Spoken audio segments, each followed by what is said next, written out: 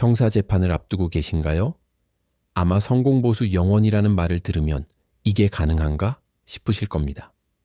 오늘은 그 이야기를 좀 해보려고 합니다. 병원에 가서 문 앞에서 배가 아파요 라고만 말하면 의사가 제대로 진단할 수 없잖아요.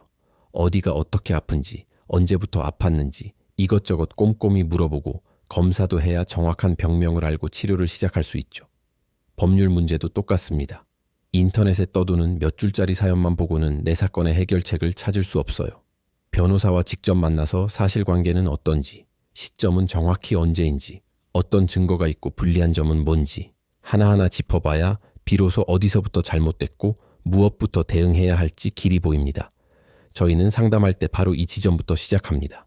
이 사건이 정말 해결 가능한 문제인지 아니면 의뢰인이 원하는 결과를 얻기 어려운 사건인지를 먼저 판단해요. 예를 들어 절도 사건이라면 CCTV나 증언 같은 객관적인 증거가 중요하고 성범죄는 피해자 진술의 일관성과 신빙성이 핵심 쟁점이 되죠. 보험사기 같은 경제범죄는 돈의 흐름을 쫓는 게 우선이고요.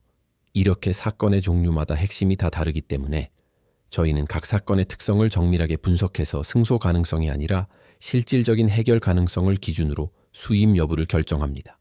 그래서 형사사건의 경우 애초에 성공보수를 약정하지 않는 겁니다. 결과에 대한 보수가 아니라 경찰 조사 단계부터 재판까지 사건 해결 자체에만 집중해서 책임지고 변호하기 위해서죠. 민사사건은 조금 다릅니다. 돈을 받아야 하는 채권 추심이나 손해배상 사건이라면 단순히 소송에서 이기는 게 목표가 되어서는 안 됩니다. 판결문을 받아도 상대방에게 재산이 없으면 아무 소용이 없으니까요.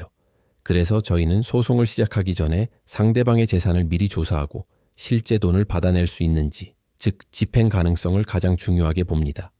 회수 가능성이 낮다고 판단되면 의뢰인에게 솔직하게 말씀드리고 무리하게 소송을 진행하지 않습니다. 부동산 분쟁이나 전세 사기 사건은 공인중개사 자격까지 활용해서 계약서의 법적 문제뿐만 아니라 등기부등본 같은 권리관계까지 처음부터 다시 뜯어보고요. 이혼 같은 가사 사건은 감정 싸움에 휘말리기보다 재산 분할이나 양육권처럼 앞으로 몇십 년간 이어질 관계를 고려해서 나중에 또 다른 분쟁이 생기지 않도록 미리 설계하는 데 초점을 맞춥니다. 외국인 관련 사건처럼 출입국 문제와 형사조사가 얽혀 있을 땐 이걸 따로 떼어놓고 보면 답이 안 나옵니다. 그래서 저희는 형사, 민사, 행정 절차를 하나의 흐름으로 보고 종합적으로 검토해서 대응 전략을 세웁니다. 2014년에 사무소를 연 이후로 지금까지 사건 처리나 비용 문제로 잡음이 없었던 이유는 딱 하나입니다.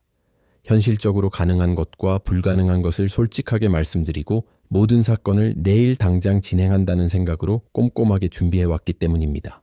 이렇게 사건의 본질을 꿰뚫고 실질적인 해결을 목표로 형사, 민사, 가사, 부동산 사건 전반을 다루는 곳, 바로 법률사무소 아신입니다. 변호사 상담이 필요하시면 영상 아래 설명글을 확인해 주세요.